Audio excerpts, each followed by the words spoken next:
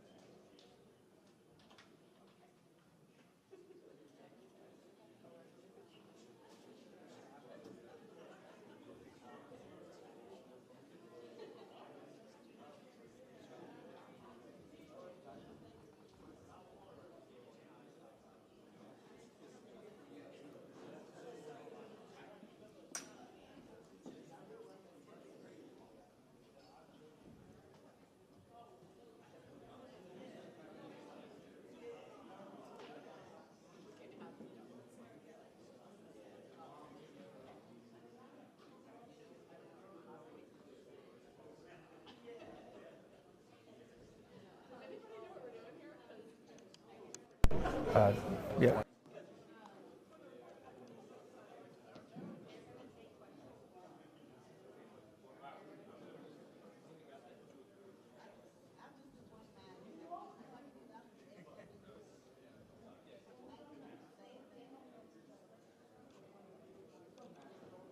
Yeah, you can do it. Just add them.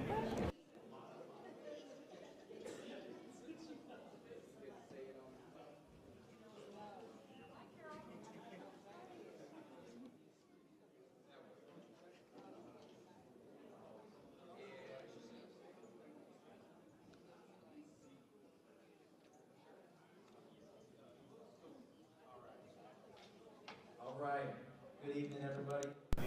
My name is Kyle Urban. I'm the Public Safety Information Officer for the City of Charlottesville. Oh, and the mic went out on me, so I'm just going to project.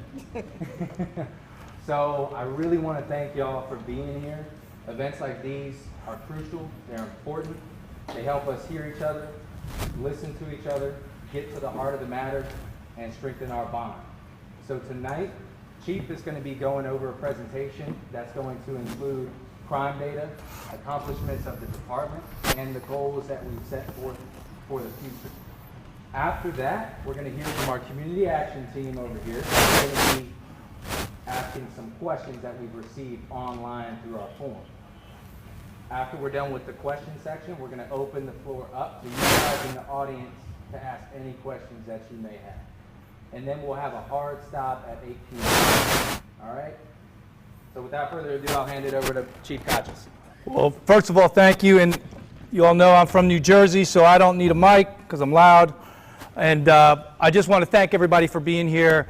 And thank you to the Community Action Team for being here as well and all the work they have been doing over the year. I'm going to talk about some of the work we do real quick, kind of explain what the Community Action Team is and what it does. So over the last year, we've been meeting about once a month. And what we do is when we meet, we sit down and look at our policies. We typically watch some body cam footage, kind of unpack that, and typically that body cam footage relates to that policy. We talk about things going on within the police department, and really just unpack some of the topics of the day. Just having conversations about things, and it's about building that relationship with key stakeholders in the community. And I've gotten to know many of the folks on our community action team. I am happy to call friends and are not afraid to challenge me on a regular basis. And so I enjoy it, and I really do appreciate it.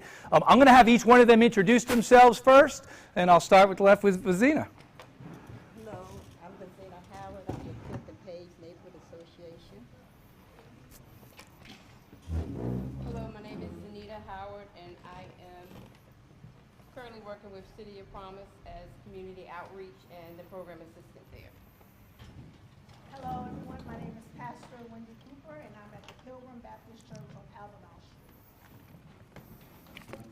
Hello, my name is Chris Cooper, and I'm the senior pastor of Pilgrim Baptist Church.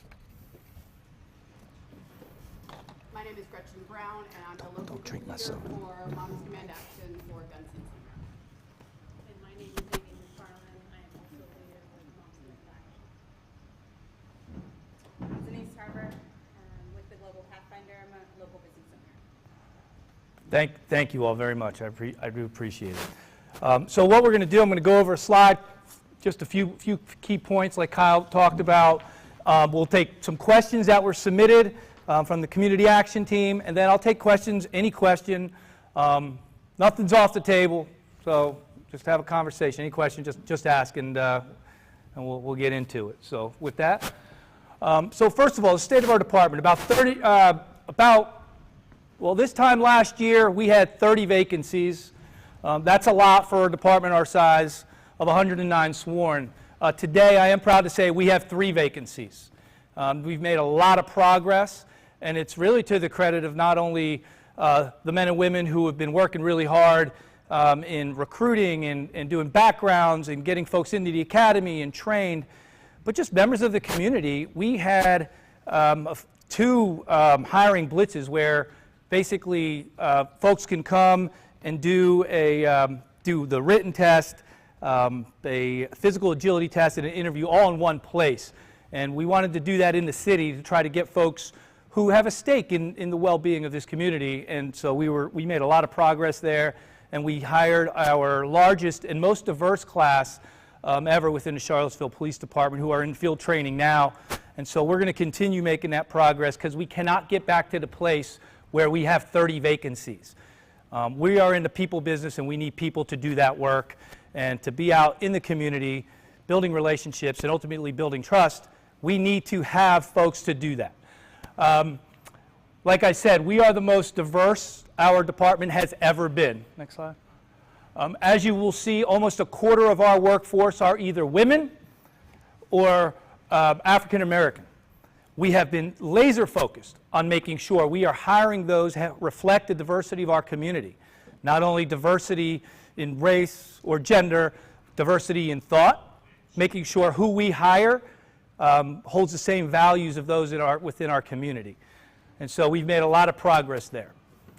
Some internal initiatives that we have been working on. One of the first things that we needed to do was develop our vision, our mission, our values. What are they? And so in order to do that, we needed to hear from key stakeholders, not only within our organization. We put together several internal focus groups, but we needed to get out into the community and ask, what do they want to see from their police department? And so many of you know we have been doing community walks every week, and they begun with the idea of really for me to learn the community. And what I started to hear was just a lot of really good ideas, just a lot of passion, a lot of folks who are sick and tired of bullets flying through their homes, folks who are sick and tired of not seeing the police, not knowing their officers working in their community, not knowing their names, and the officers not knowing their kids' names. And so as we continue to do those walks, we've done one every week for the last year, and we'll continue to do them. But those conversations, along with community meetings, have driven our strategic priorities and have driven our vision and mission, because that's our why. Our why is what we need to all make sure we are keenly aware of, and what our community expects of us. So we created a 3-year strategic plan. It's posted on our website. Everybody can go on there and see that. We have restructured our organization. And so anytime you come into an organization, you need to make sure it reflects the complexities of the community. And what does the community expect? The city of Charlottesville expects accountability within their police department. So one of the things we did was we restructured it and created a division of professional standards. And as part of that restructuring, we aligned our training and hiring with our internal affairs unit. So why do we do that? Typically, during internal affairs investigations, you find deficiencies in training. We also find deficiencies in hiring. And so by aligning all that into the same place, we are better suited to identify issues, and it's all within the same place, and it allows us to create programs and structures that make sure we're hiring the right people and identifying the right training that we need to ensure that we are meeting the needs of the community. As part of that, we identified some training needs. One of them was understanding what procedural justice is. And so we brought in somebody from outside to conduct a 100% training of all of our department on procedural justice. We completed that, I want to say, in month 4. We have identified de-escalation training that we are having people come in to train 100% of our organization on de-escalation tactics. I discussed during the press conference in reference to the incident that happened at Market Street Park that one of the things we identified was, hey, we need to identify some specific training on how to deal with the unhoused population and some of the complexities that happen when police and the unhoused interact. And so we have that coming in, I believe, in the next month. Is that right, Bobby? End of February, so this month. And then we recently sent 2 officers out to conduct ICAT training as train the trainers. So they went out, became instructors, and what ICAT is, it stands for Integrated Communication Assessments and Tactics. It is a new way of looking at use of force. I'll give you an example. It's a mindset of understanding the difference between what's a threat and what's actually threatening. Okay? There's a difference.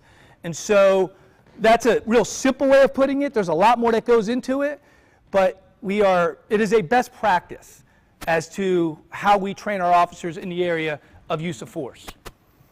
A few other things we are doing. We have entered into an agreement with the Center for Policing Equity to look at disparities or possible disparities when it comes to police and use of force.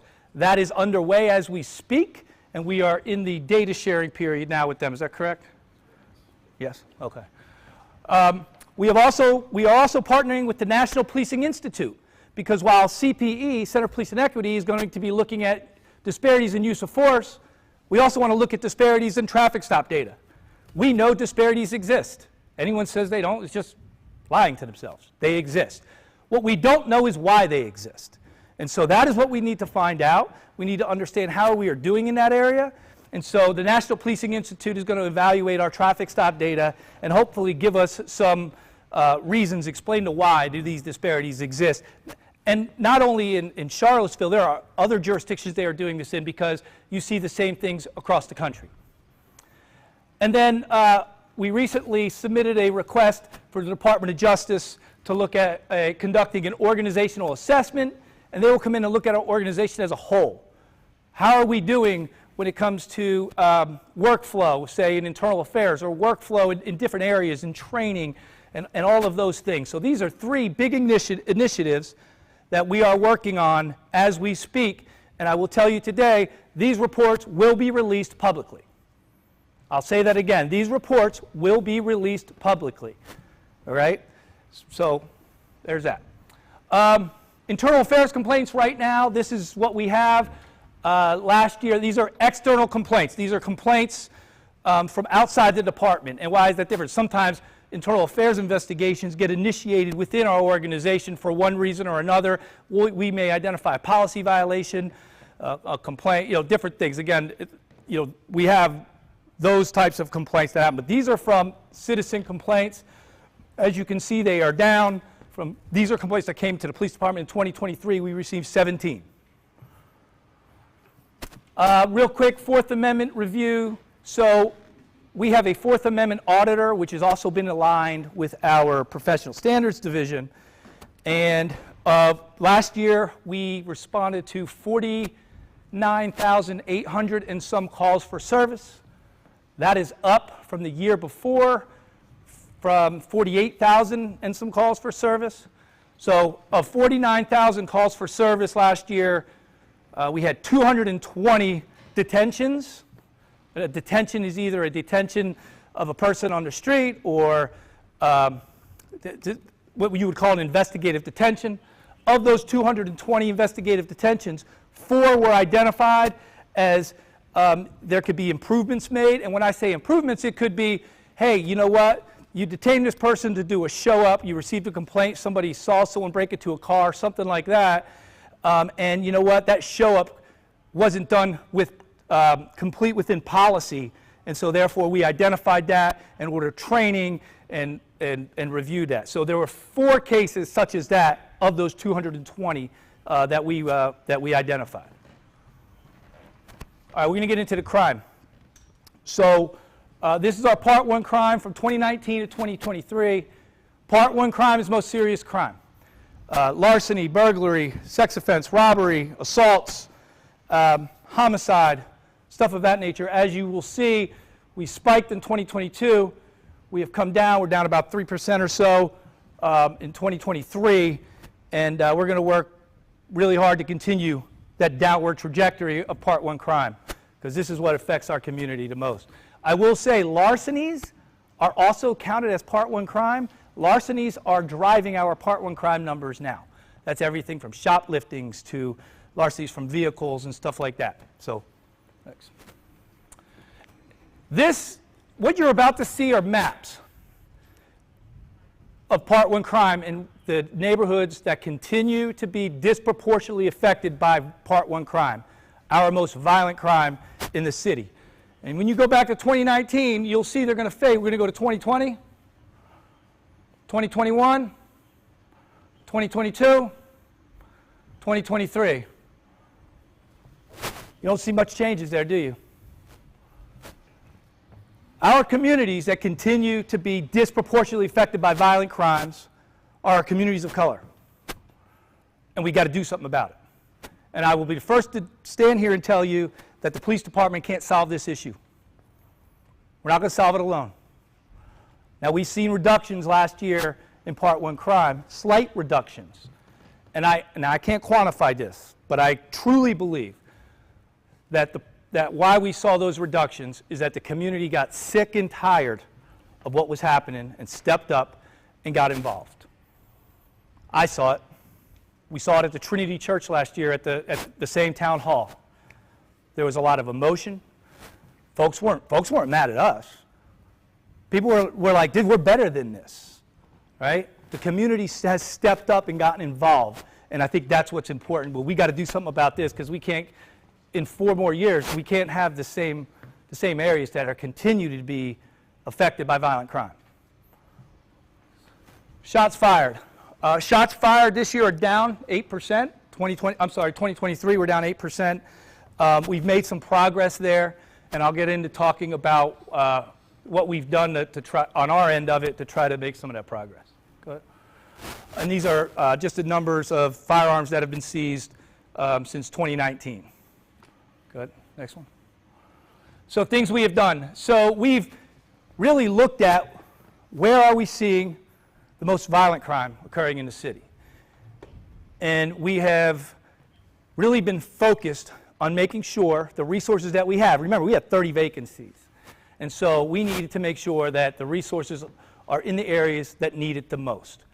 And so we refocused that and had those and deployed officers in areas that we were seeing, most of all, shootings. But the key was that we just don't go into the neighborhoods and take over. That doesn't work. We've tried that. The key was getting officers in those neighborhoods, get out of their cars, talking to folks in the community, building trust, getting to know them. And what we see is people start telling us stuff like, hey, you know, this person's coming in each day and they got a gun with them, or they're, you know, this is the person that came in and shot and the bullet went through my kid's window.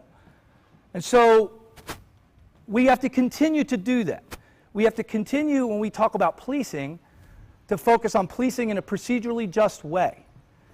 And that really just comes down to building relationships in the neighborhoods that need us the most. And so that's one of the things. What we've also done is we have partnered with partner agencies, whether it be Virginia State Police, the FBI, the DEA, the U.S. Marshals, the U.S. Attorney's Office for the Western District of Virginia, the Commonwealth Attorney's Office, who's here today. Thank you, Joe and Nina, for being here.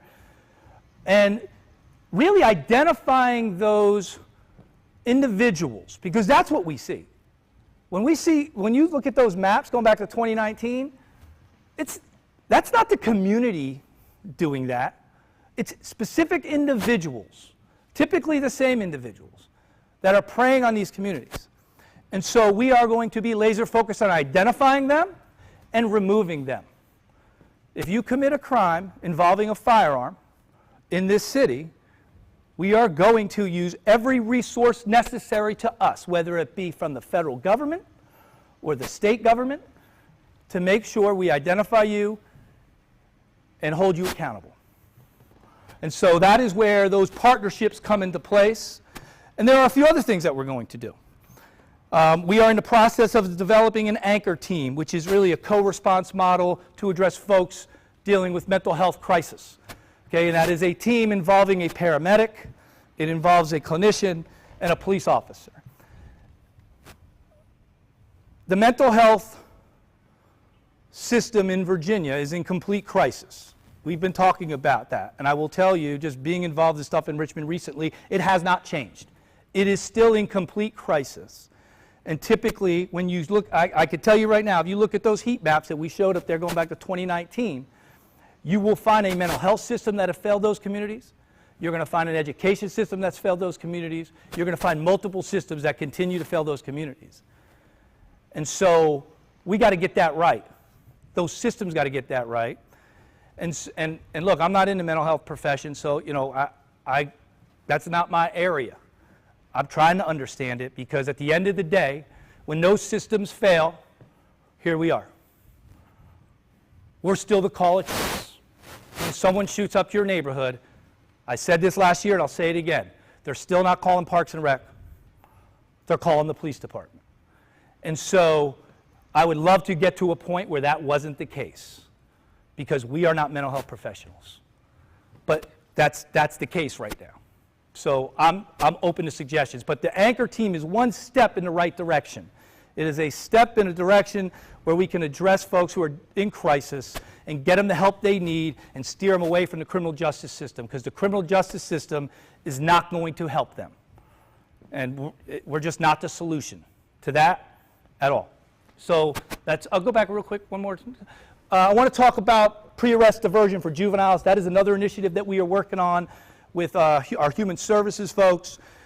Really, when we identify juvenile, instead of arresting them and getting them into the criminal justice system, steering them away from it from the get-go.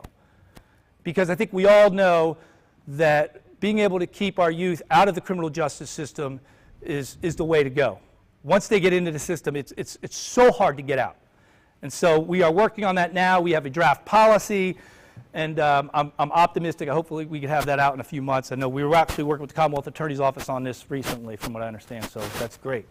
All right, sorry, come on. All right, last part, I'm just going to talk about overdoses and what we're seeing in the city. We are seeing very little heroin, not only in the city but across the country. It's not the thing anymore, it's all fentanyl. Think about this. Fentanyl is 10 to 20 times stronger than heroin, okay? So when you look at these numbers, in 2022, we had 79 opioid overdoses. Last year we had 101. Look at the numbers. That's high. We got a problem, and we got to wrap our arms around it. Right? Again, us in blue, we're not going to solve it. I'm going to tell you that right now.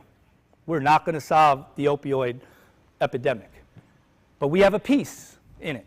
But other systems need to step up and get involved and do their part. And we're going to continue to do our part.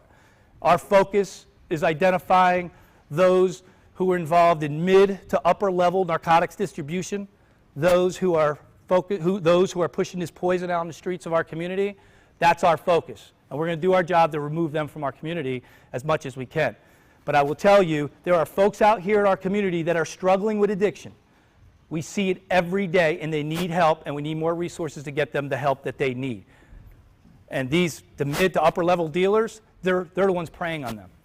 And so we need to focus on them, and that's what we're going to do. A few trends that we're seeing right now. 2023 was the highest average monthly overdose tracking since 2017. Trend 3, Black and African Americans make up more than half of the overdose patients in the city. More than half.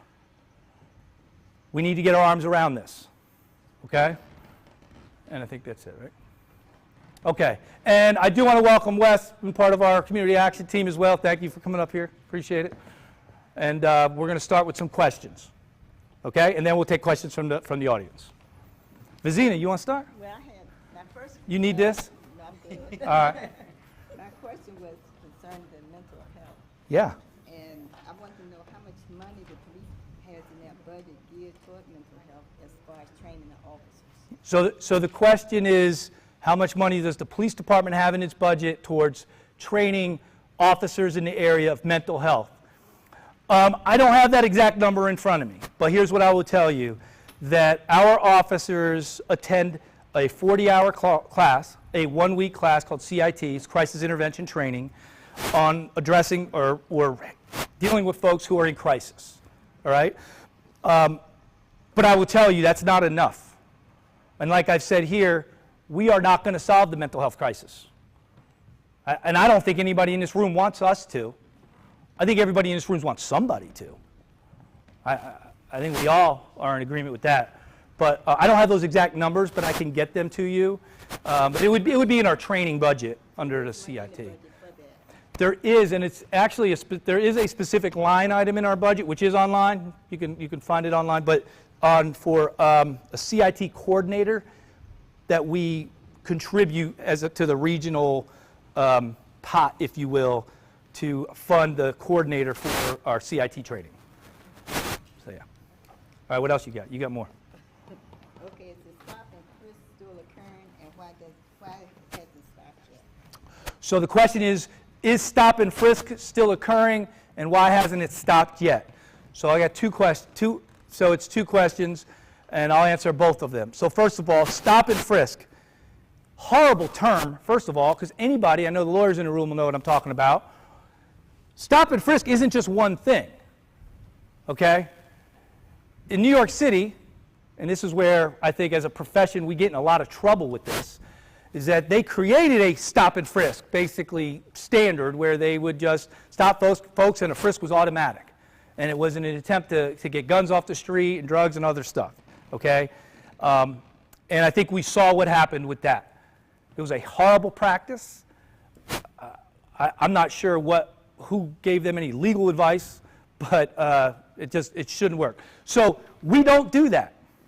If our officers engage with somebody, whether it be on the side of the road, they have to have a reason, number one, to be there, right? In order to frisk or pat somebody down, it's a separate standard, okay? In order to arrest somebody or search them, it's another separate standard. And you need different things have to occur for that to happen. And so our Fourth Amendment auditor that I talked about up there, those are exactly the cases that he reviews, okay? Investigative detentions is what they're called. And so he reviews every one of them. That's all he does. He watches body cam footage all day. And as you see, it was like 202 of them last year that he reviewed. And of those 202, 4 of them Not to say they were unconstitutional, but there were things that they could have done differently or maybe shouldn't have done in the first place that were identified, and we've addressed those issues. I will say that, the Fourth Amendment order was here before I got here. And when I talk to other chiefs about that program, they're like, man, we need to do that. It's a great program. And I give 100% of that credit to Chief Brackney when she was here. She did an amazing job putting that program together. And we're going to continue to use it and hopefully expand on it as we do so. I hope that answered your question. Yes. Okay. Next one. Next one, Lizine, go ahead. Do you have any say on where they want to build a new jail versus taking that money and putting it in mental health? So do I have any say? The question is, do I have any say whether they build a new jail or... No, I don't have any say. But let me just say that, and again, I have, my understanding is that it is for renovations for like living conditions in the jail, and it's not to increase capacity. That's my understanding of, and I'm sure, and Councilor Ostrand probably knows much better than I do, could probably speak to that better, but that's my understanding of it. So, yeah. So for the current jail renovation situation, the board is being presented, the jail board is being presented with 3 different price points with 3 different options. One to knock down a building and rebuild it, one to renovate part of it, one to renovate a larger part of it. And the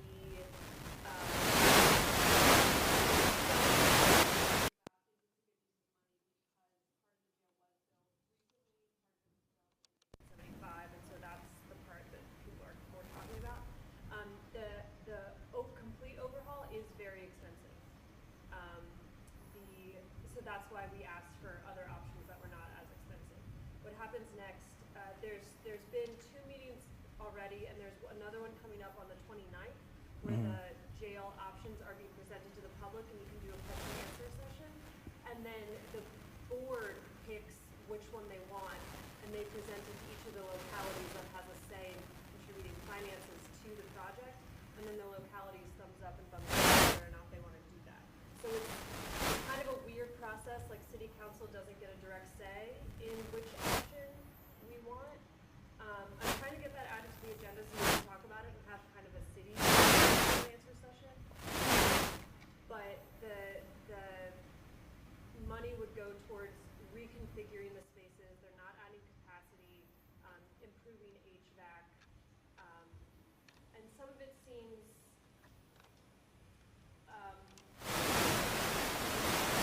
probably should have better air circulation. So I don't know exactly what's going to happen, but that's kind of the current situation as far as I know. Thank you. You didn't know I was going to put you to work, did you?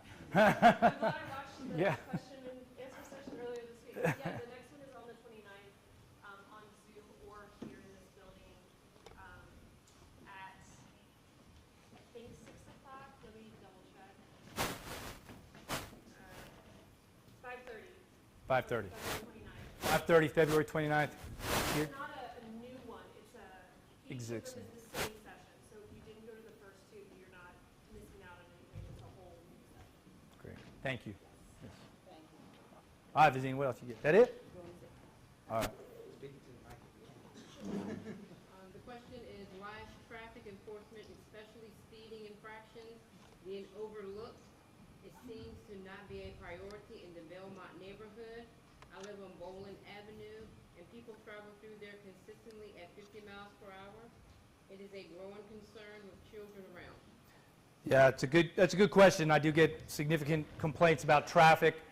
I will tell you that over the last, well, I won't say the last reporting period, and I say this because we had a meeting this morning, our regular community stat meeting this morning, where we look at data and everything monthly, and there was like 300 and some traffic stops within the city alone.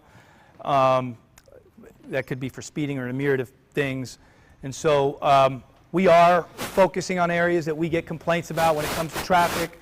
Our traffic unit, like I said, we had those vacancies and we're steadily filling them, and we hope to give our traffic unit a little help get them some bodies so we can get back out there and address some of those complaints that we continue to receive. So. When will it be safe enough to bring a 7-year-old to the downtown mall after 5 p.m.? The last few times I went her downtown after dark, we were harassed by aggressive panhandlers who cursed at us when we didn't have any cash to give. I love our city police, and I know they're doing their best. So I get that question a lot about the downtown mall. So let me just be clear about panhandling. Panhandling is protected speech. It is not against the law for folks to ask for money. It is not against the law for someone on a downtown mall to ask for money for food, just like it's not against the law for a firefighter to stand at an intersection with a boot and ask for money, just like it's not against the law for someone from the Salvation Army on Christmas time ringing a bell asking for money. It's all the same. The courts have been very clear about that. Aggressive panhandling is different, and so it depends on the circumstance, but we need to be called on that so we can assess what actually happened and go from there. Safety on the downtown mall is something that continues to be brought up, and as we get our staffing up, like I said, we only have 3 vacancies now, but we have a lot of people in training. Remember, it takes anywhere from 8 months to a year from the time we hire somebody to the time they're out on the street on their own to be out there.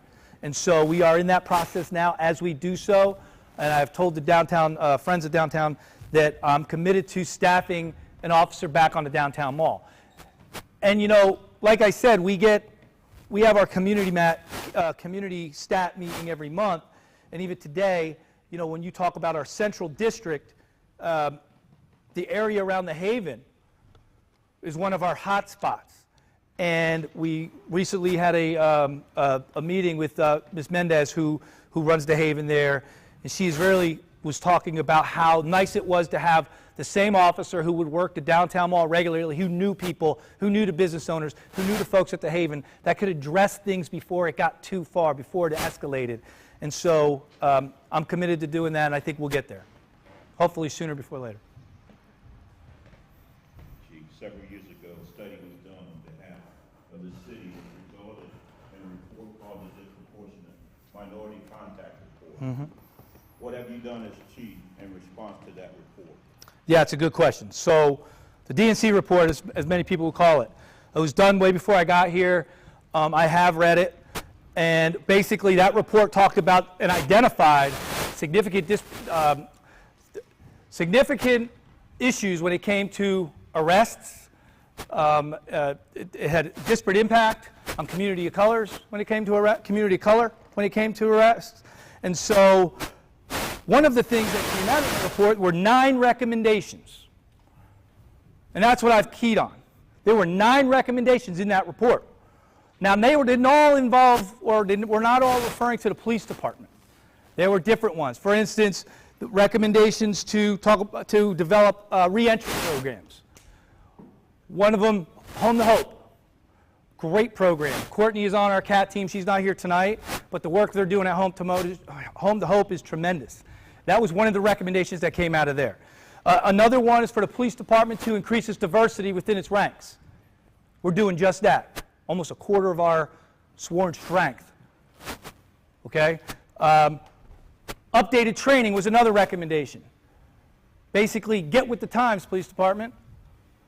And so we have been doing just that, whether it be procedural justice training, transition into the ICAP model of use of force. Another recommendation was to continue to study the impact police are having on communities of color. And so, as you can see, the Center for Policing Equity study that we are doing as we speak, the study with the National Policing Institute that we're doing as we speak, or are beginning to do. We're more forward right now with the CPE study. The other 2 are at the very beginning phases. And then the COP study from the Department of Justice. And so there are many recommendations. You can find it online. I mean, you can just Google it, and that report comes up. A lot of the data in there is very old, and so I'm hoping with these other 3 studies that we have more up-to-date data, and again, to talk about the why. Why has it happened? Why does it exist? I think there's a multitude of reasons. And so, so that's a good question.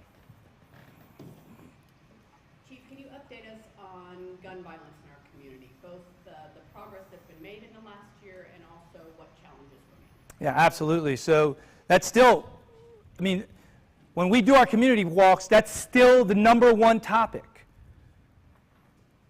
Not too long ago, we had a shooting over on Page Street. 67 rounds. 67 rounds. Which we believe from 5 different firearms. One was a rifle.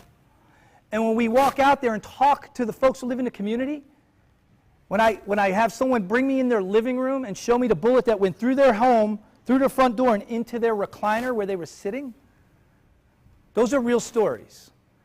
And so, and we continue to hear that. We continue to see it. Yeah, we're making progress on identifying those who are preying on our communities and removing them.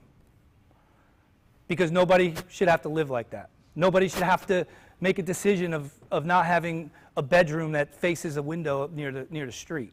And so it's a real thing, it's a real problem, it's something that's impacting our communities, but we're doing a lot to address it, whether it be working through Project Safe Neighborhoods program, working with our federal state partners, our prosecutors' offices, the Commonwealth Attorney's Office, when it comes to crimes involving firearms, have been full speed ahead on them. We are in lockstep on what should happen to folks if you commit a crime in this city with a firearm. No doubt. So, and I believe we're making some progress. We're starting to see it, but we have a long way to go. What are the challenges specifically? What are the challenges? Oh, okay. Well, I'm going to try not to get in trouble here. So, what is the challenge? Let's talk about guns, just in general, right? And in Richmond right now, there is a bill that outlaws what's called auto sears. It's a switch you could put on a Glock that turns it automatic. You would think that's right, that uncontroversial, right? No, it's not. It's like, so there are things that I feel like can be done that can help us out here on the street, but politics gets involved, right? And so when politics gets it, but it's the folks in the community that are dealing with this. And so at the state, national level, obviously there's a lot that could be done. But at the end of the day, that's beyond my grasp. But we're going to do our part here. So, yep. Last year, you announced that you would be organizing a firearm gun buyback program. Yes. We would love an update on that. Yes, great. So recently, I actually got a few emails on that recently. So the question was about the gun buyback programs, where we are. So City Council passed an ordinance that had to be done first. And so that has been done. We now have an ordinance that allows us to do a gun buyback program. We are identifying a nonprofit to actually fund it and run it with us. And so we are in the process of reaching out to them. A few folks have reached out to us recently. Sergeant Thomas, where's he at? There he is. So he's working on that, and I hope, I'm just going to be optimistic and say spring or summer. Okay? No pressure. So to add on to that, so like Chief is saying, we have had numerous individuals, business owners who want to donate to the event.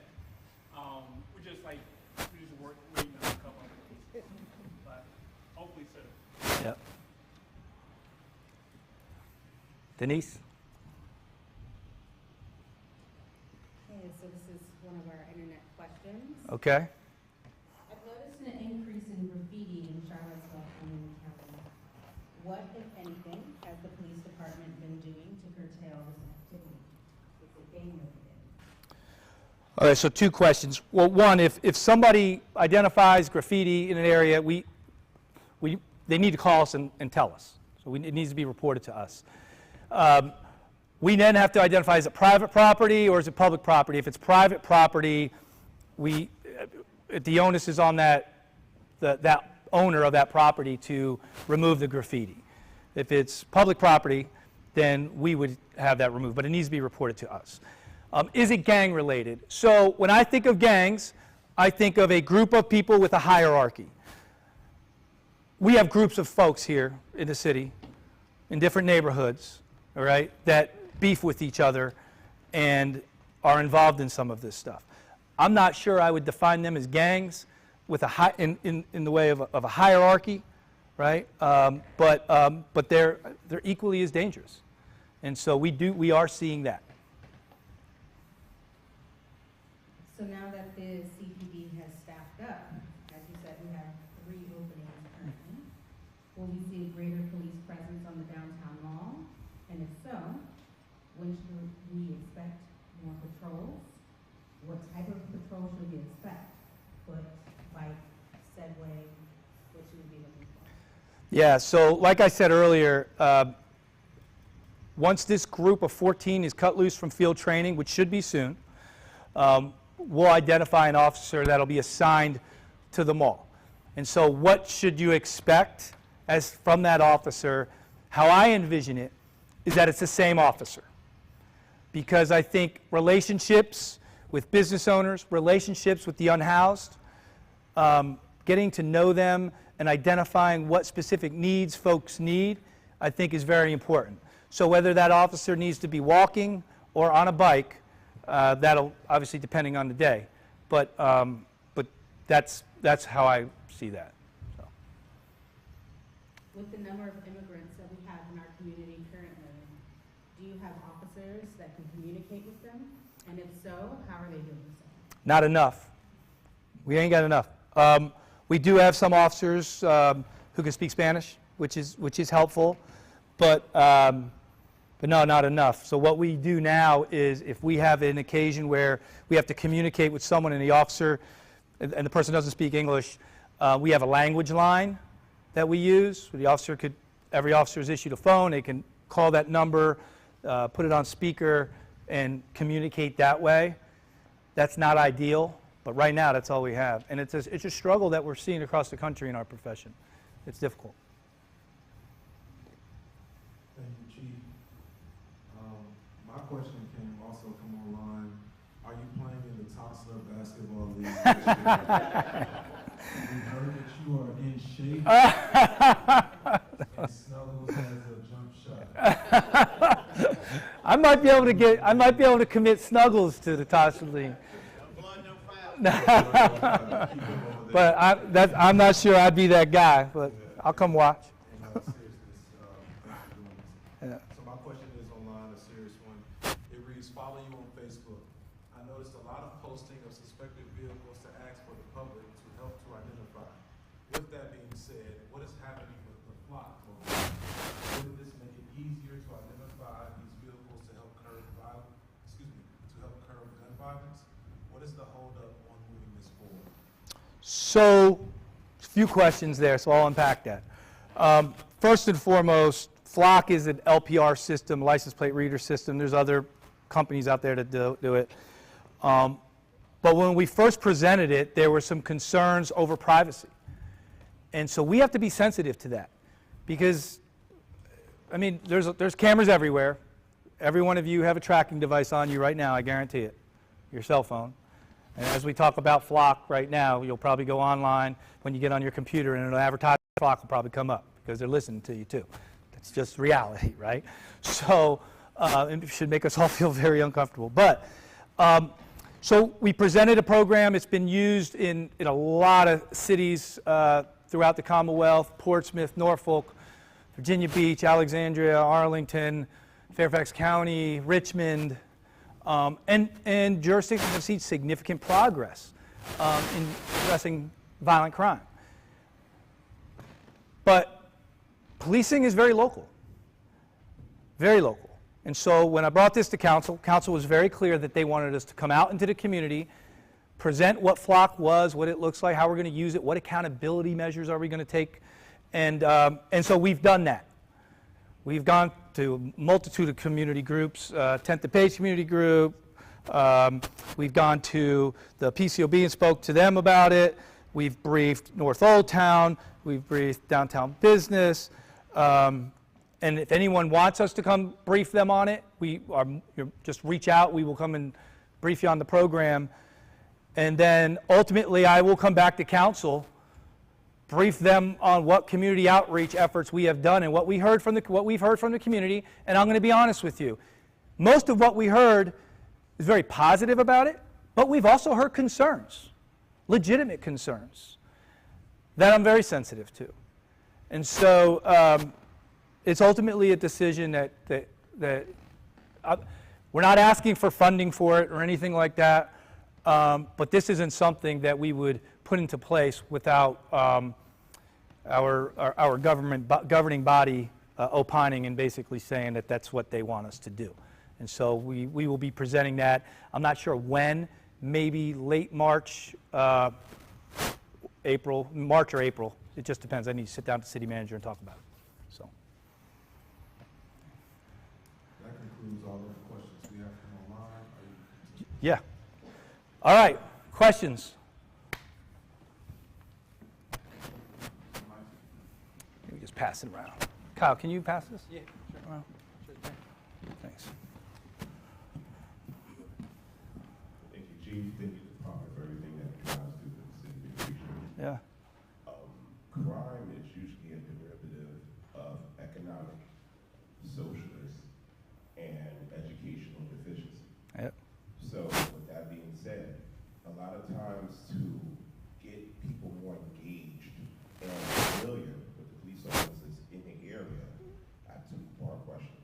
One, have you considered on doing like a police athletic league, where you would go and you would have events for the kids, cut off the blocks, and that way the kids get to know the police officers, rotate your police officers in this program, so kids get to know all the officers that's on the force. Then the kids, they get a bond relationship with the police officers. They tell their parents get the same bond. Yeah. Sometimes that works. It works in bigger cities. You know this. Yeah. The police athletic league. Oh, yeah. And is there incentives being given to new people coming on the force, no officers coming on the force, that will help them be able to afford to live in these communities? Yeah. Yes, sir.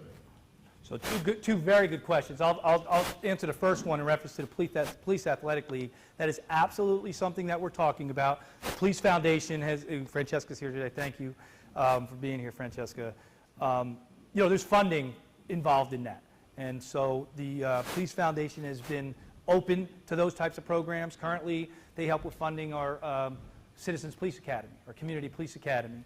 And so that's one way of engaging with the community. And then we are looking at rolling out Youth Academy, similar to the Citizens Academy, except for the youth. But to your point about a police athletic league, the benefit to that is exactly what you said. It's about those relationships with not only the kids, but the parents, right? And getting to know them, whether you're a football coach or baseball coach, stuff like that. So yes, it's absolutely something we're looking at doing. Like I said, as we have started to increase our staffing, and we need people to run these programs. And I'm wearing Eric out. So, but yes, absolutely. The other thing is about having officers live in the city. It ain't cheap to live in the city, all right? It's just not. And so it's hard. It is. There are programs through the Police Foundation that helps officers, whether it be a down payment on a home or rental assistance is a new one, right? For new officers to assist to live either in the city or closer to the city. And so we're trying to work on some of those things, but it's a challenge, especially in a city like Charlottesville. But you see, I saw it when I was in Alexandria, where you see it in a lot of places, where it's very difficult for officers to afford to live in the city where they are and they live out. So, but we're working on it with the help of the Police Foundation and with council, with collective bargaining coming up, compensation, classification, all that kind of stuff. So. Absolutely. Thank you. Yes, ma'am. Just a follow-up to that, do you know how many officers do live in the city? I don't, but I'd be surprised if it's more than a handful. Out of 109? Five? Out of 109. Yeah. Chief, just on that, we've had some meetings, Eric and I, with YMCA about the partnership there, and it has been 100% staffing is what's slowed it down and a little bit turnover at that level as well as the foundation, the leadership there. So we have totally, had those conversations. They're on board. There's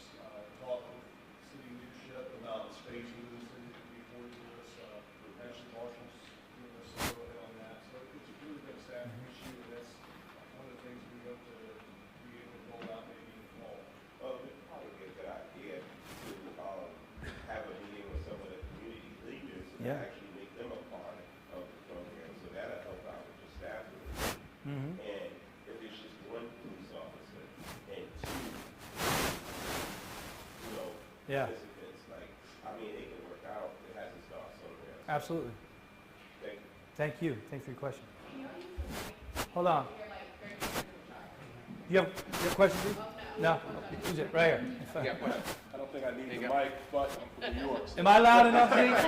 I'm good? Okay. But just following up on the PAL, I spoke to a couple officers about this. I think it's a great idea, but I also would urge the police department to look at partnering with UVA, police department, and maybe the county as well, so that you have the resources of officers to deploy into the programs. And you count me in. If you do football, I'm there. All right. I'll remember that. What else? No.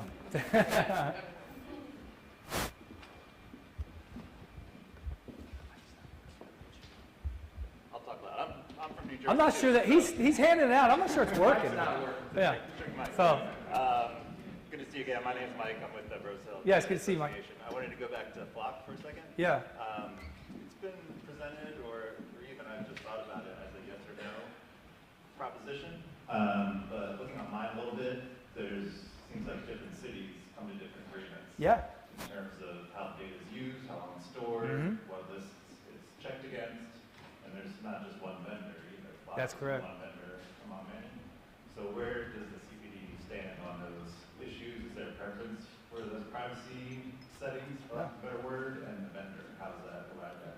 So you're 100% right, and I do not think it's a yes or no proposition. I'll give you an example. Right now, you can hold data for up to 30 days.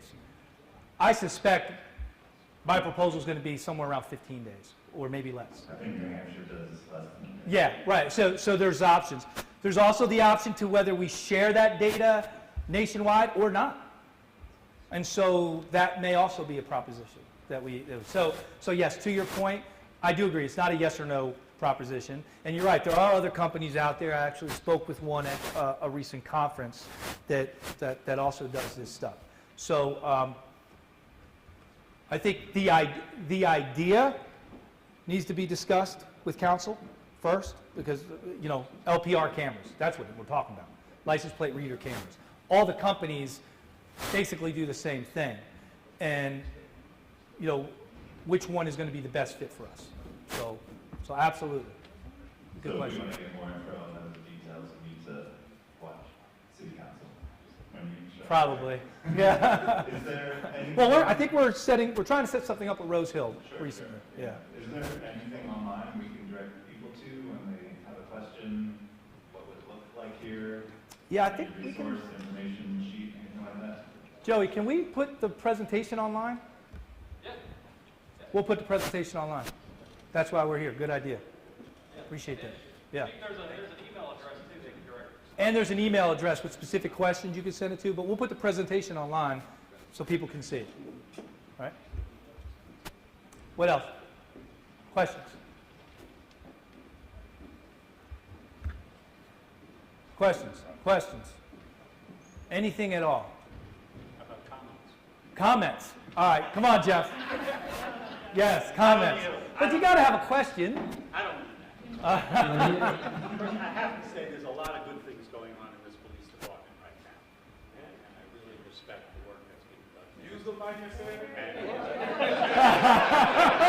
You think I need it? Wes. Here you go. You want to have to repeat this?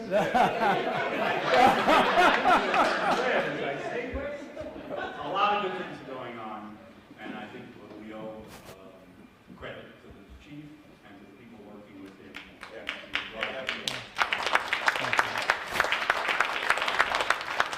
I didn't get up just to praise you. No, I know that, Jeff. Go ahead.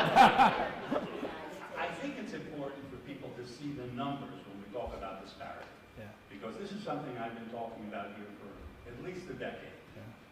Initially with stop and frisk data, and more recently, as you recognize, for example, with traffic stops. Now, the traffic stops here in Charlottesville, 30% of the traffic stops are of black people. Yep. 16% of the population is over the age of 15.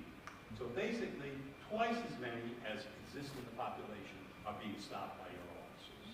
Secondly, what you're not looking at, and if you urging you I know. to do so, is the arrest rates. 55% of the people being arrested in Charlottesville for the last decade, 54, 56, but around that number are black. And as somebody pointed out at a lecture I was at today, you're 5 times more likely to get arrested in Charlottesville if you're black.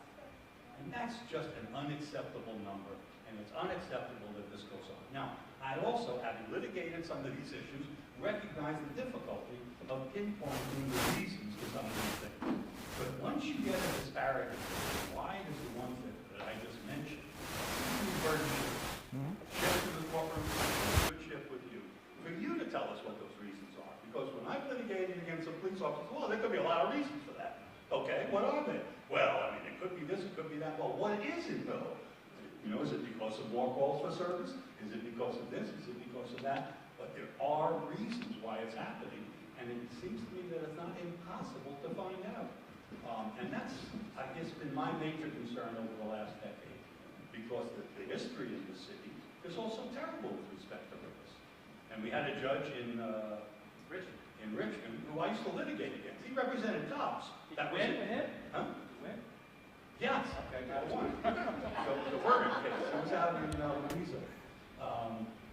But he decided that based on the disparities in Richmond of the stops, which are not unlike here. I mean, the numbers are different, but the disparities are similar. And also the history of racism in Richmond, that the police in Richmond were basically violating the equal protection clause of the 14th Amendment in the way they conducted stops and searches as well. And as a result of that, suppressed the gun that was found in the car. Yep. That's an amazing ruling.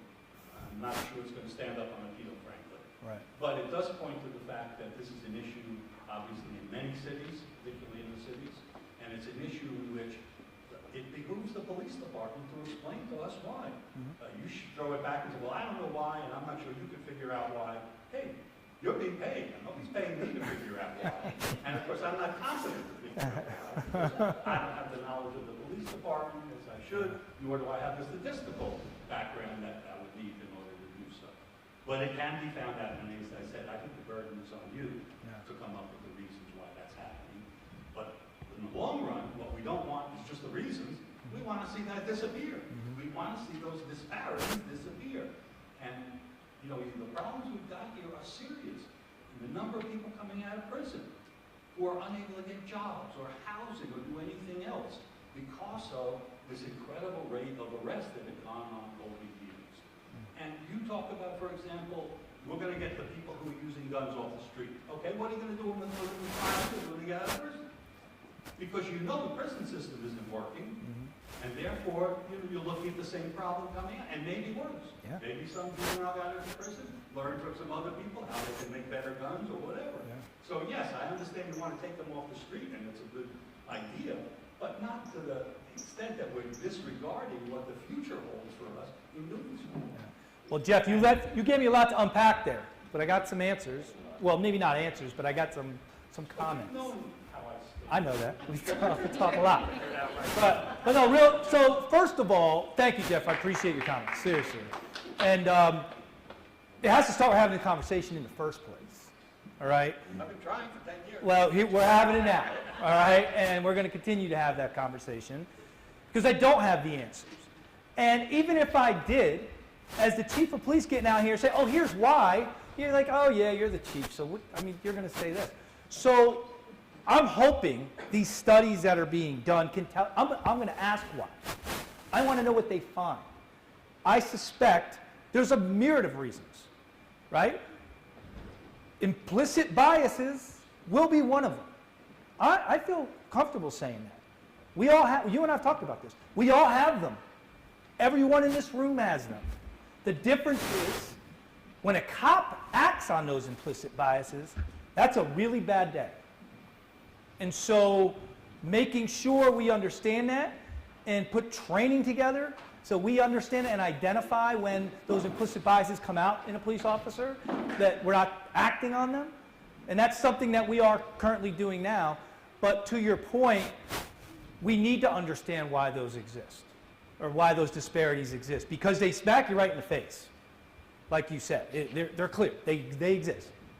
right? And it's not just Charlottesville, they exist everywhere, or most urban cities, right? And so trying to identify that, and I appreciate the work you've been doing for so many years. You and I have had many conversations about this topic, and I hope we can get some answers. I don't know, I'm sure as hell going to try. So we'll see. Bill, yes. Yes, hi. I know that you are engaged in updating the general orders and policies Yeah. of your department. Do you think that that effort could address some of these underlying factors and disparities, and are you trying to do that? Well, we have to identify what they are first, the why, right? We know the disparities exist. But to put something in the policy, we need to understand why they exist so we could address that issue that's causing them, right? And so we need to know that first before we put them in the policy. That being said, I do think there are some things we can do even before that, and that we are doing. One of them is, and Bill is with the PCOB. Shortly after I got here, one of the first things the PCOB was given to us was a recommendation to update our bias-based policing policy. We took their recommendation word for word and implemented it, right? And so that's just one piece, but that's a big deal, just having you involved in doing that. And so, so that's helpful. And then other policies, like you all have our traffic stop policy now, and you're looking at that, and I hope to get some recommendations. And once I get those, we'll look at those as well. So I think there are opportunities to update our policies. We're continuing to update them. It's a process. As an accredited law enforcement agency in Virginia, we have rules. We have assessment teams that come in and look at our policies. But not only look at our policies, they'll come in and say, okay, your policy says this. Show us a proof that you're following it. And if we don't have that, we won't get reaccredited. And that happens regularly. So, so it's a well, you know that we've talked about this. It's a process to update our policies because it has to be.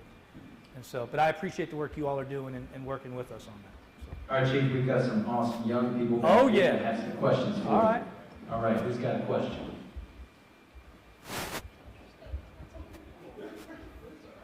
It's okay. If you could stay up there, we're not going to video it. Okay, okay.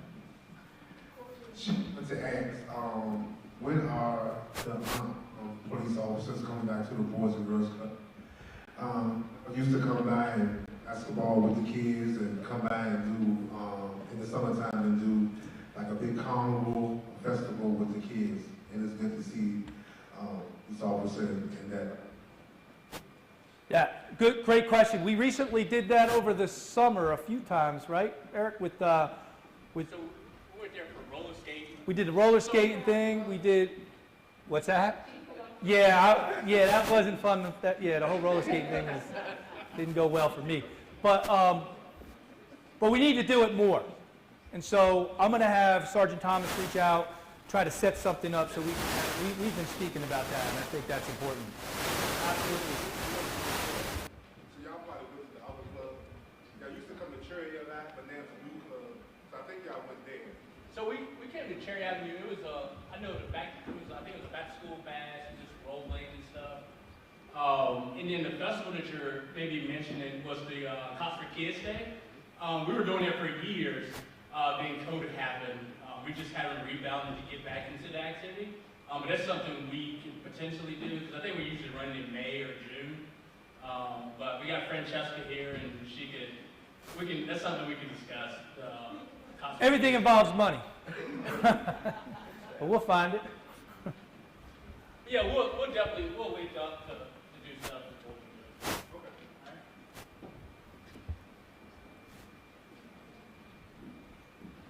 Got one more in the back.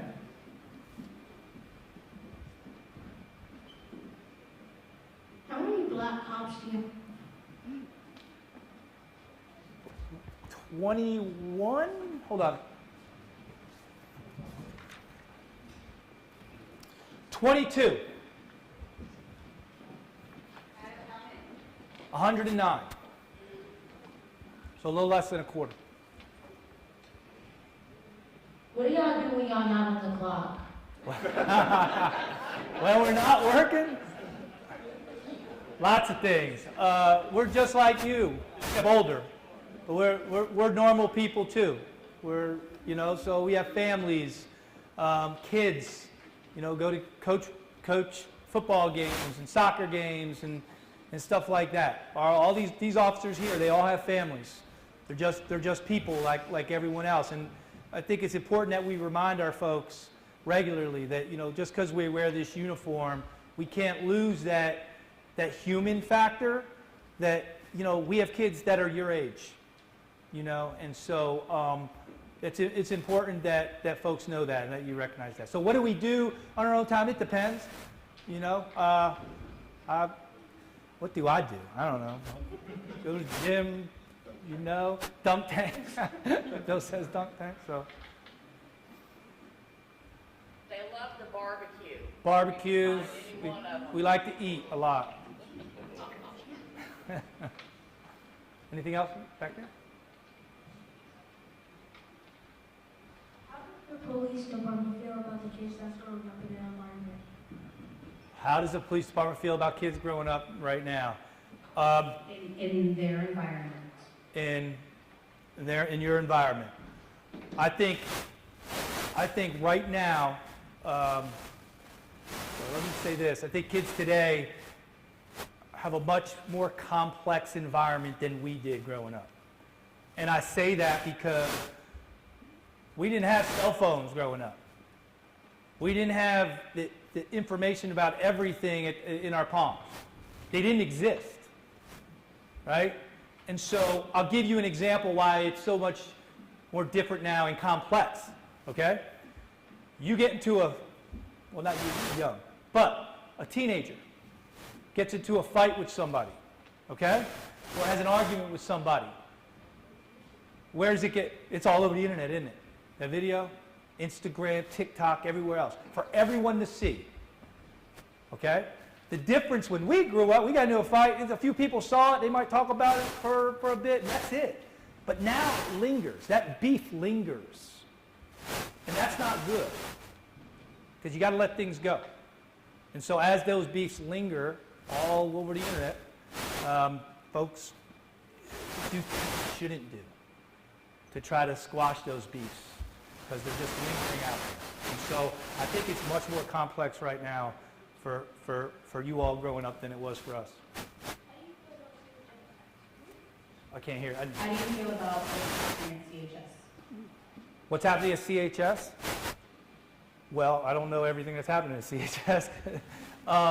But let me say this about CHS. So Dr. Gurley and I have a very good relationship.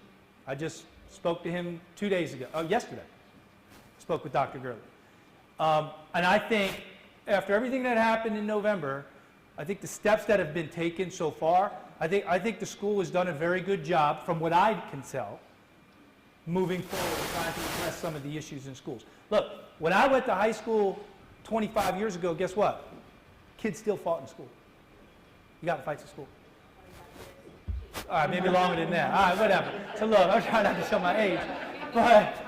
But fights happened in school, right? The difference is there wasn't a 24-hour news cycle, there was no internet, there was no this or that, right? So now you have a few fights in school that happened back in November. Now, don't get me wrong, from what I understand, there was a lot more going on there, right? Bigger and stuff. But I think we have to put it in context. I think we got to be careful not to overreact.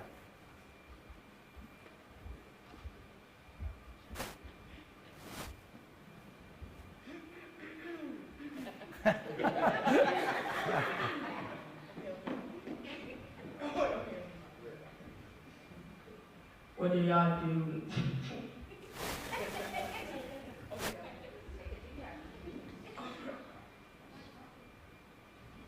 If someone gets shot and y'all call the ambulance, what do y'all do if they don't survive? It's a good question. Very good question, because I think it's often lost that the impact something like that has on these officers. Like we were just talking about, we're human just like you all. When we're not wearing this uniform, we have kids, we have family members.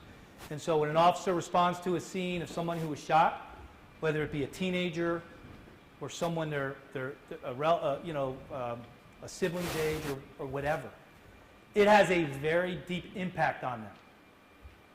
I'm going to give you an example. Christmas morning, 2 of our officers responded to the home of a young child who was not breathing under the Christmas tree. Okay? Our officers had to give CPR to that young child. The young child didn't make it. Another officer had to console their sibling upstairs. And then they cleared that scene, and they had to go work another 9 hours on their shift. It impacts them. Our folks, look, we're not perfect by any means. Our police officers are not perfect. None of us are. But they care. We don't get into this job unless we do. We don't always get it right, okay? I'll be the first to tell you that. We don't always get it right. But we try. And when something like that happens, when someone dies, whether it be a child that we just gave CPR to, whether it be a shooting that our officers had to show up and first on the scene and try to plug a bullet hole with their hand until medics get there, like these have an impact on these officers.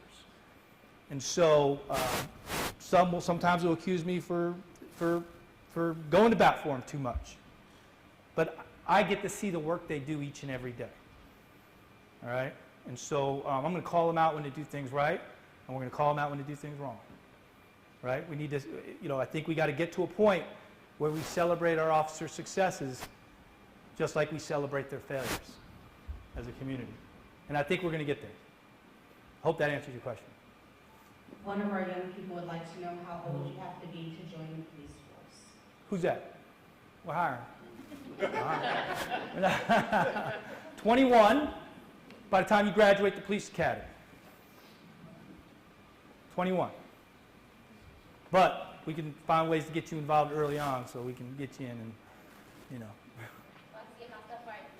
We'll talk. Let's talk. Zach, you got something?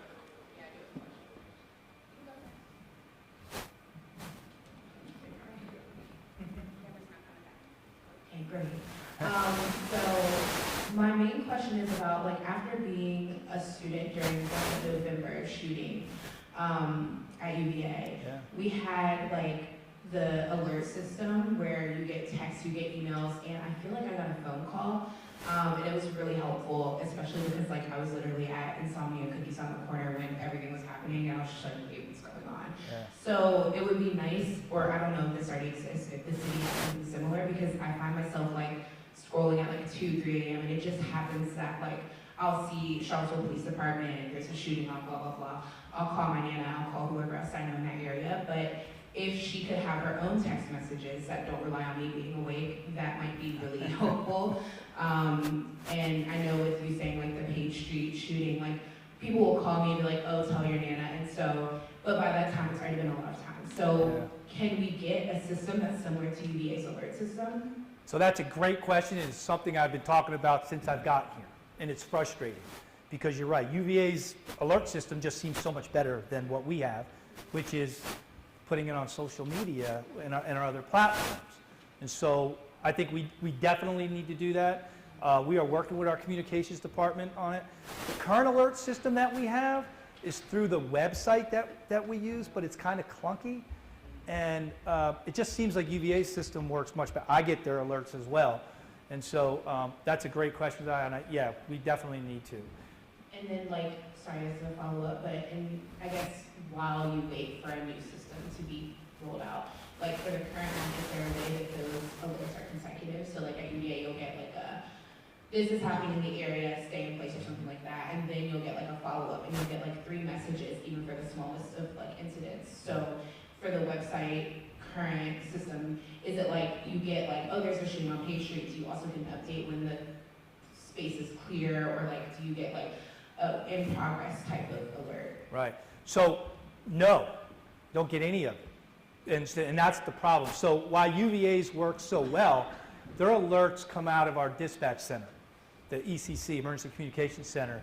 And so we need a system that also speaks to what's called our CAD system, which is the Computer Aided Dispatch Center that comes out of the ECC. So all that to be said, yes, we need to do that. Yes, we need to do better. And the current system we have is not living up to the community's expectations. So, yeah. Thank you. Thank you, Zach. Yes, what else you got? Any more back there?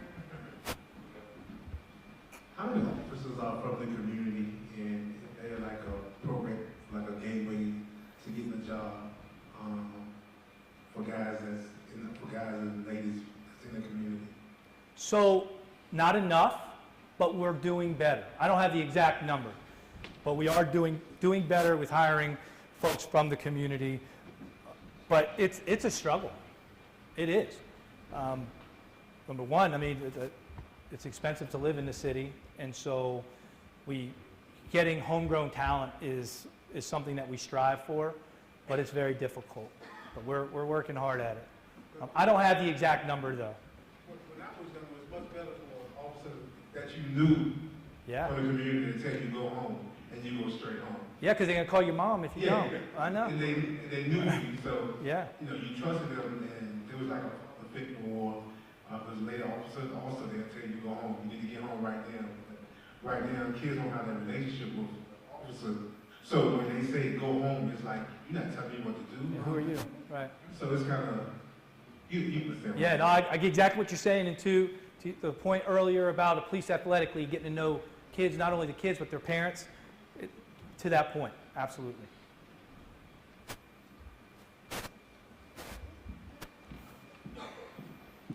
Take one, you know. I just wanted to reiterate, I've got a comment and then a question. I wanted to reiterate about the jail meeting because I know there's more people here and I didn't hear the first time I said it. On February 29th at Carver Rec, there's going to be a meeting about the different options for the jail renovation. Earlier I also said there were 3, but there's actually 4 and the 4th is not doing anything at all. So those are going to be on the table for the board to consider and then recommend to Albemarle, Charlottesville, Nelson are the contributing localities. So if you want to have input, ask questions, or anything like that, February 29th is the last community forum for that. That'll be at Carver on the 29th at 5:30. Okay. And then my question is, I hear, this is partly for me, but partly something that I think it would be useful for everyone to hear. I hear the term community policing used a lot. What does that mean to you and to the department? I think it's the foundation of everything we do. And so, community policing. We talk a lot about engaging the community, right? In the area, under the umbrella of community policing. I think after the murder of George Floyd, we realized as a profession that simply engaging the community wasn't good enough anymore.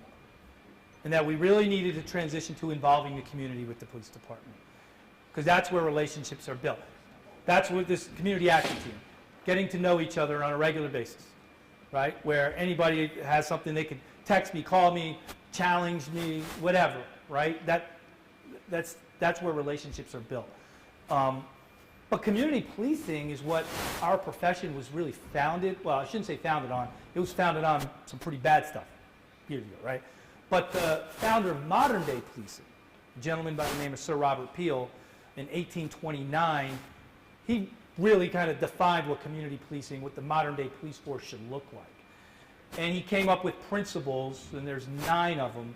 But one of them that really stands out is that the community are the police are the community. Now this was 1829, so this isn't like new stuff, right?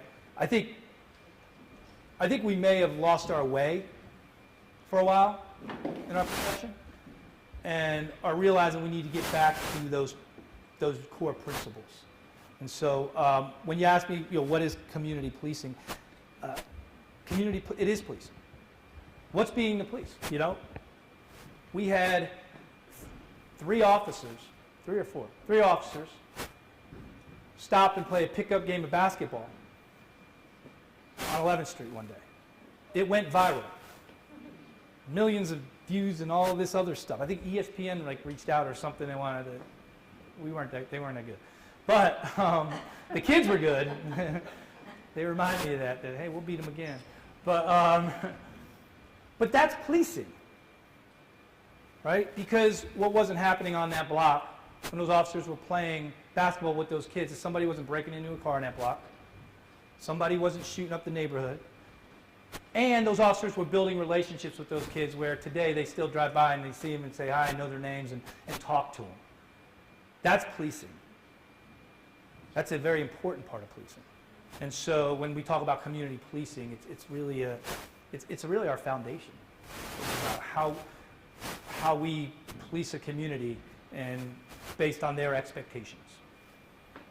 Does that answer your question? Zai. Okay, I'm back. All right. So my question is, I remember that during one of the city council meetings, there was a conversation, I think it was after the shootings on the corner, about like the ways that UPD, Albemarle, and Charlottesville Police Department all collaborate to like, I guess, police the corner and the university like corridor areas. So I guess my main question is, what is the involvement of these community action groups, like these oversight committees or like community groups that you're convening?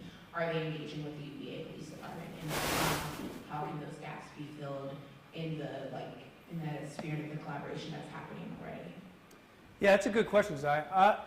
So I'll start with our relationship with UPD and Albemarle County Police Department is very good, and it has to be because we can't do anything alone. When something big happens in this city, we have to be prepared to address it. I can tell you right now that, and I say this all the time, you cannot come into this community as a police chief and not understand what happened in 2017, July and August, right? You just can't. And so I can't, as the chief of police here, ever let that happen again, okay? And so we have 109 sworn officers. That ain't a lot, right? So we have to rely on those relationships with UPD, Albemarle County PD, Virginia State Police, and our federal partners. And so we do that. And we work every day to build those relationships, knowing that one day, when we need them, it's just a phone call. Hey, Sean. Hey, Tim. Hey, Gary. This is Superintendent of State Police. Hey, it's Mike. Hey, man, need you now, right? And so those relationships have to exist. So we work hard at building them. I think you brought up something that I haven't thought about, is how can we integrate their groups with ours? And, or maybe even a joint like community police academy between the three organizations, right? And so I think that's a really good point and something that we'll take out of here and look to do. Yeah. So the question has been asked.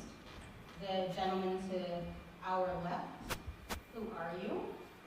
You are to be roles of leadership. Just like to know who you are and what maybe division you represent. And that's my fault. I should have introduced them first. I do apologize. Steve was trying to hide earlier. I was trying to sit back there and be one with the community. That's what we're here for, right? So, you know me, I'm loud. I don't need this, but some of these others might. But anyway, so my name is Steve Nick. I've been with this department for about 23 years now. Right now, I'm one of our assistant chiefs, and I oversee our professional standards division, which the chief talked about earlier, as well as our support operations division. Okay, they can't hear me. All right. Make sure I do this right. So I oversee our support operations division, which is almost everything but the professional standards control and investigations, as well as the professional standards division. Thank you. Good. My name is Dan Green. I'm the other assistant chief of police. I spent the majority of my career in the Lynchburg area, working for the Lynchburg Police Department, some 27 years almost between the police department and the sheriff's office right next door. I've been here for about 3 weeks, I think, at this point. The chief hired me. No, it's actually been about 4.5, 5 months. I'm responsible for the field operations folks, the criminal investigations division, and I think that's about it. Tony Newberry, I'm the captain of our investigations unit. I've been here about 18 years. I'm Captain Larry Jones. I am in charge of our patrol division, and I've been here for 17 years. I Emergency Services Unit, which consists of the crisis negotiations and tactical branch, and I'm also one of our instructors. I'm Captain Bobby Haney. I've been with the department about 22 years. I oversee the Professional Standards Division that we just created recently, which oversees the Internal Affairs Unit, as well as the Fourth Amendment Analyst and accreditation and then training and hiring. Good evening, I'm Captain Mike Gore. I am the Support Operations Division Commander, which handles our fiscal admin, our report management unit, and also logistics, which handles everything else in the department. Another question from the young people. What is the Amber Alert, and how do you all react to that? What do you do, and what should they do? Yeah, so good question. So an Amber Alert is when a child is missing. Now there are standards. So if there is a child, not just, you might be a little late getting off the bus or something like that, but that a child is missing and endangered. We have some type of information to believe that there's a little bit more to it than just simply missing. An Amber Alert is put out. You all get those alerts on your cell phones. They get put out to all law enforcement agencies, you name it. LPR cameras, if the jurisdiction has them, it goes out to them. I mean, it just gets out. It's in the news outlets. And so that's what an Amber Alert is, and it's to really flood the information systems with that information so that we can find that person quickly. Can you tell them why it's called an Amber Alert? Amber is a young woman or young child who, and I hope I'm not getting this wrong. I think I got this right. It's a young child who was killed after missing when she went missing.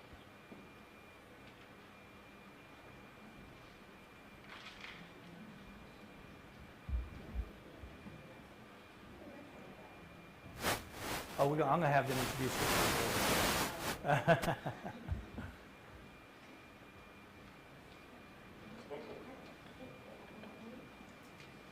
Is that it? All right. Anything? Anyone else? Anything? I see a lot of candidates for I do. I'm seeing a youth academy class right there. Yes.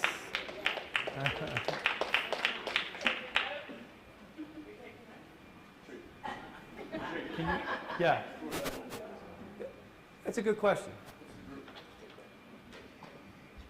We good? Eric, can you make sure you get his information? Good. Quick question. Yes, yeah. So, Thank y'all for coming. there's a lot of discussion about mental health professionals versus police officers. Different backgrounds, different training, and the situation often requires more of a mental health approach. Yeah. Other than keep things under control and tamp down approach. So what can you add to that as far as what the police force, do we have police officers with that kind of mental health training? Mm-hmm. Which that would be great, I'm sure we do. Just enlighten us a little bit. Yeah. So we talked about this earlier, but I'll talk about the training first. So our officers go to a 40-hour course called CIT, Crisis Intervention Training, and it's really for us to. And look, it's not enough to be experts in the mental health field. And to be honest with you, I'm not sure anyone wants cops being experts in the mental health field, but we are typically the first person called, and so we have that baseline training that we go through. But one of the things we are doing is looking to build out what's we're calling an anchor team, and it is a co-response team that will involve the clinician, paramedic, and a police officer, and they will respond to a lot of these calls involving folks in crisis. And we haven't started it yet. It's being built as we speak. So hope to have that built out in the next few months. But that it'll allow for us to triage what is needed at that time. Is it an officer? Maybe it's not. An officer could step back. Maybe it's a clinician. Maybe a paramedic needs to do something, And so we hope to roll that out shortly. Good question. Thank you. Anything else? At all? All right, I just want to introduce each one of our officers here to introduce themselves before we finish up, so you see their faces and know who they are. So, I was worried I wasn't going to get the mic. I'm Lieutenant Greg Wade. I'm the day shift patrol commander. I'm also responsible for the north side district of the city. I'm Lieutenant Jake Vine, and I am in charge of our internal affairs unit. I'm Bradley Pleasance, and I'm a sergeant on patrol. I'm Anne Marie Hamill, and I'm recently a sergeant on evening shift patrol. I'm Courtney Lowe. I work on evening shift, north side of the city, and forensics. Lieutenant Joey Lewis, I'm the general investigations commander. Somebody else do it. I'm Ron Stevens, newly appointed lieutenant in charge of training and hiring. Prior graduate of Charleston High School, class of 1995, Blue Black Knights. And anybody knows some homegrown talent, send them my way, I'll give you a business card. Sergeant Chris Schubert, I'm the internal affairs sergeant. My name is Kelly Molina, and I'm with the admin for the department, and I'm also the Hispanic liaison. I'm Eric Thomas. I am a sergeant. I am our community involvement coordinator. I get to tell the chief what to do. I think I already introduced myself. But I'm the public safety information officer. My name's Kyle Irvin. All right, well, anybody up here have anything else at all? If you'd like to get involved in these kind of committees, we'd love to have you. Absolutely. This committee can only be as strong as the members that are sitting on it.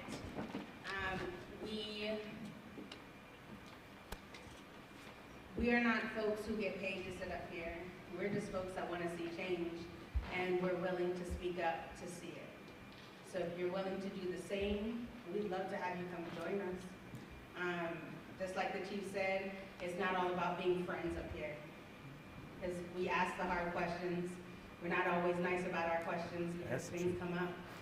But we're also quick to be able to take the good things that are happening in our community back to the community and let them know, hey, hold on a second, they are working on this or that or the other. So come join us. We'd love to have you. Thank you, everybody, for coming. Really do appreciate it. And like I said, anything at all, just please reach out, email, call, you name it. So, thank you. Thank you. And thank you, thank you so much. Appreciate it.